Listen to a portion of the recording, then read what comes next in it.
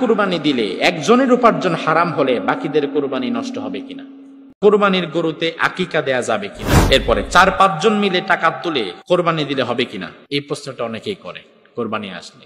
ভাই, একটা ইবাদতকে আরেকটার সাথে মিলাবেন না। আকিকা ভিন্ন একটি ইবাদত, কোরবানি ভিন্ন আরেকটা ইবাদত। আকিকার সুন্নাহ হচ্ছে সন্তান জন্মের 7ম দিন। কততম দিন? 7ম দিন। আর কোরবানি কি জন্মের 7ম দিন? জিলহজ মাসের 10 তারিখ, 10, 11, 12, 13।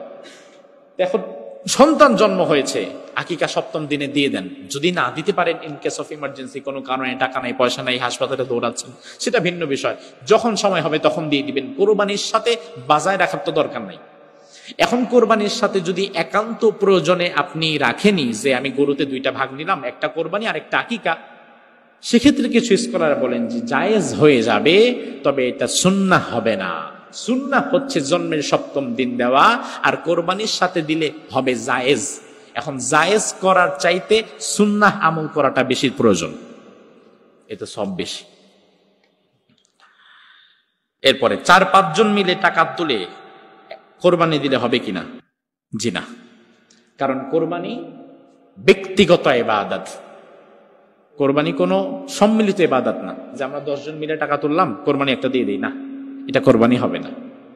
হ্যাঁ, এমন যদি হয় আমরা 4-5 জন মিলে টাকা তুলে এক ভাইকে দিলাম যে আপনি এই টাকা আমরা উপহার দিলাম, এরপরে সে এই উপহারের টাকা একটা ছাগল কিনে কোরবানি দিল, একার পক্ষে তার কোরবানি হয়ে যাবে, আমাদের হবে না। কারণ কোরবানি একান্ত যার উপরে ফরজ হয়েছে তার দেওয়া লাগবে। 4-5 জনের সম্মিলিত বাজেটে কোনো কোরবানি হবে না। কুরবানি দিলে একজনের উপার্জন হারাম হলে বাকিদের কোরবানি নষ্ট হবে কিনা। ভাগে কোরবানির বিষয়টা হচ্ছে, আমরা সাধারণত ভাগে কোরবানির চাইতে স্পেসিফিক ছোট একটা জন্তু হোক, সেটা ছাগল, ভেড়া, বকরি, ওটা দেয়াটাকে প্রেফার করি। এখন আপনি ভাগে দিচ্ছেন, দিতে পারেন, যেহেতু শরীয়ত এটাকে জায়েজ রেখেছে, দিতে পারেন, সমস্যা নেই। এক্ষেত্রে ভাগে যদি কোরবানি দেওয়া হয় আর আপনার শরীকে আরো যারা আছে এদের মধ্যে ধরেন একজনের উপার্জন হারাম, প্রথম বিষয় হচ্ছে এমন হারামখোরকে আমরা জেনে শুনে আমাদের ভাগে রাখবো। যার উপার্জন স্পষ্ট হারাম, তাকে রাখা তো আমাদের জন্য বিপজ্জনক।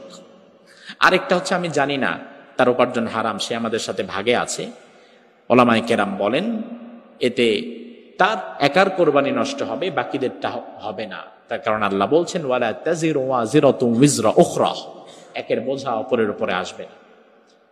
আর কিছু ওলামায়ে কেরাম বলেছেন না, যেহেতু জন্তু একটা, জান কবজ হচ্ছে একটা, এখন ভাগে যদি সমস্যা একজনের থাকে তাহলে বাকিদের উপরে আসতেও পারে।